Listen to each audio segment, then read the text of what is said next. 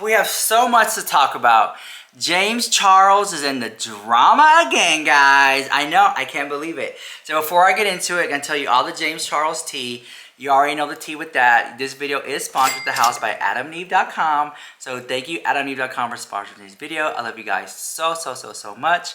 And you guys know you can use code LUX, L-U-X, at adamandeve.com for free shipping and discreet packaging and 50% off. Yeah, 50% off everything on adamandeve.com. Exclusions do apply off your first item. So definitely check it out.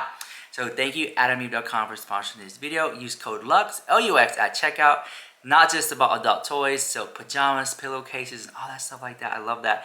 That gets pretty pricey, but 50% off plus free shipping. Use my code LUX, L-U-X, at adamandeve.com. Okay, let's talk about the James Charles scandal.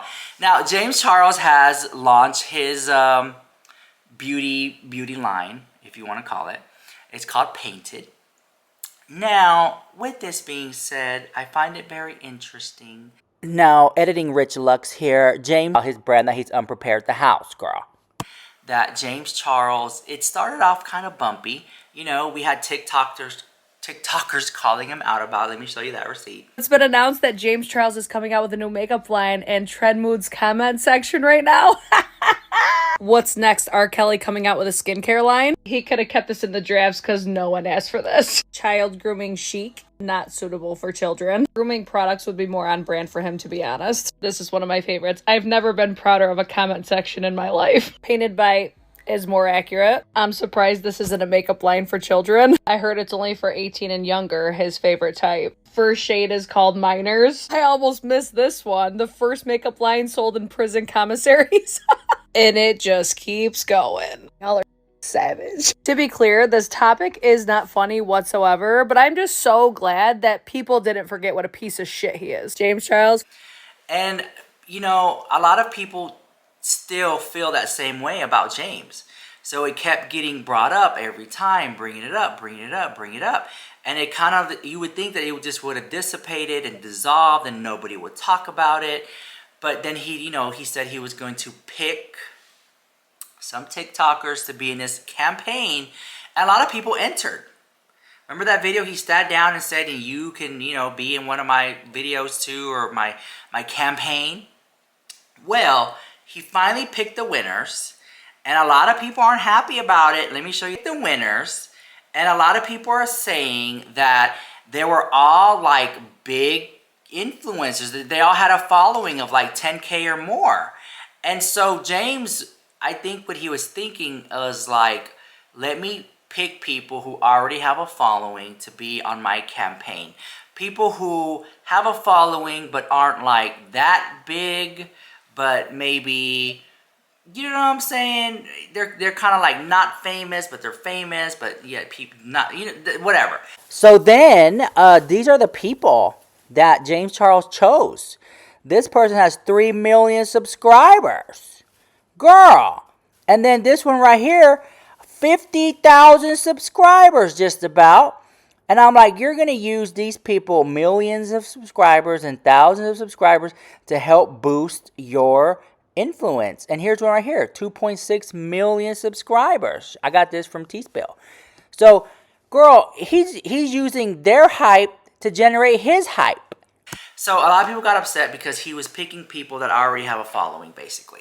And a lot of people were entering who have no following, and were like, well, why do I even enter? If you're going to pick people who are already kind of established, why should I even enter?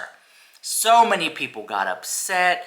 Videos were made. People were bitter about it, that they didn't get picked. And they probably thought they were going to get picked, but they didn't. And I think that James Charles did this so that when the brand launches, it already has like a buzz, right? He picked TikTokers who have a bit of a following to basically promote his brand. Well, I don't know if that was necessarily a good idea, because when you look at like other competition shows, most of the time they pick people we've never heard of and they cultivate and grow that way.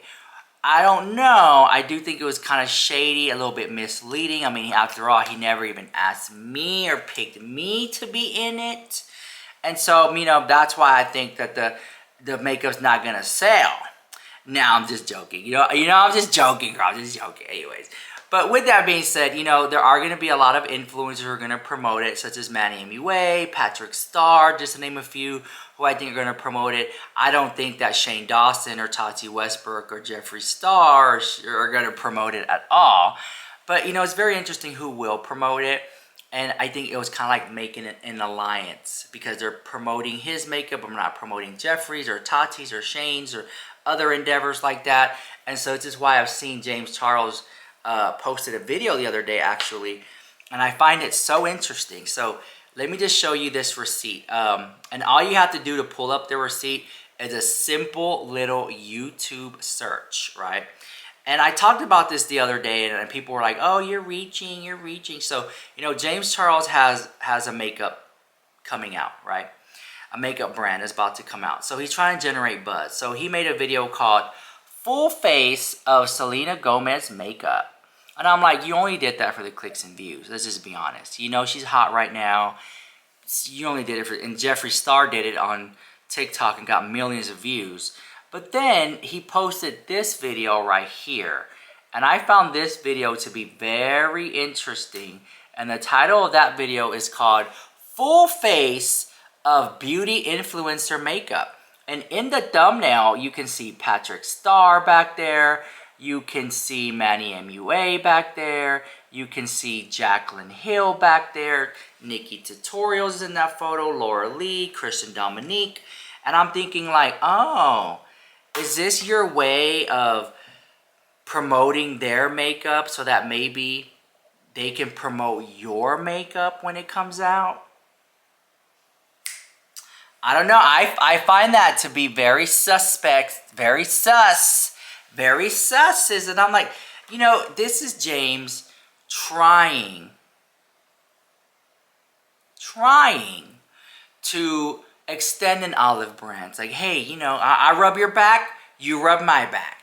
And that's what I think this is. Now, it could work for him, but I think that James Charles almost is starting from scratch, if that makes sense. Trying to cultivate and build a following on TikTok where people would buy his makeup and not question anything about it.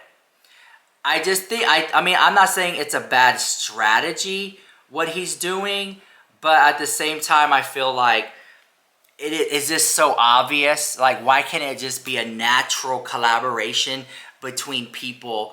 Like, let people naturally buy it and let people give their honest opinions. But now you're over here reviewing Patrick Starr's makeup when we've never seen you ever give a rat's ass about Patrick Starr. Patrick Starr could care less about James Charles, and James Charles could care less about Patrick Starr. But because for the sake of them trying to peddle their makeup brand, all of a sudden they're going to live for each other and review everyone's makeup, their own brand. It's just, to me, it very much is what is it called? Reciprocity? I don't know. When you're good to mama, mama's good to you. Remember that musical Chicago? It's very much giving that. And I'm not saying, I don't know. I just feel like your brand must not be that hyped up if you have to do these type of things. Because gone are the days where people could just release something and boom, sold out. Gone are those days. You have to play the game. And this is James Charles playing the game. Can you fault him for it? No. He's trying to make a dollar holler. He's trying to put his investment that he made off Morphe into his own cosmetic brand. And let's see if it sticks to the wall. I think it's great that he's doing paints. It's different. No one else is doing it. I mean, we're at the point now that we already seen palettes. Let me open this one because it's hard to open. We already seen palettes that look like this. So what do? Oh, you buy a license. Here we go. Sesame Street palette. All of a sudden, this looks new again. We've seen this thousands of times, but it's Sesame Street palette. You know what I'm saying? So James Charles, I think, is doing something a little bit different, a little bit fun. But I ultimately think that there are business models and brands that solely do licensing deals. I mean, you name it. Put it in the comments down below. What makeup brand do you know that is always doing licensed deals? Whether it's Star Wars, I don't know, My Little Pony, Care Bears, I don't know, it's something colorful. Sesame Street. I mean, there are brands that just rely on these licensing deals to sell. I mean, God forbid, one, we need any more makeup. I don't need any more makeup. Last thing I need is another Disney palette, Disney makeup palette. How many Disney makeup palettes have we seen before? You know, so James Charles, here he is doing something different with the paints. But anyways, guys, all that to say this, let me know what you think about the James Charles drama. Will you be buying his palette? I know I will. So stay tuned for a review, girl. You already know I'm gonna give you the most dramatic review on YouTube, the most honest review on YouTube. So keep it locked in here to Rich Looks, the hottest celebrity news on YouTube. Bye.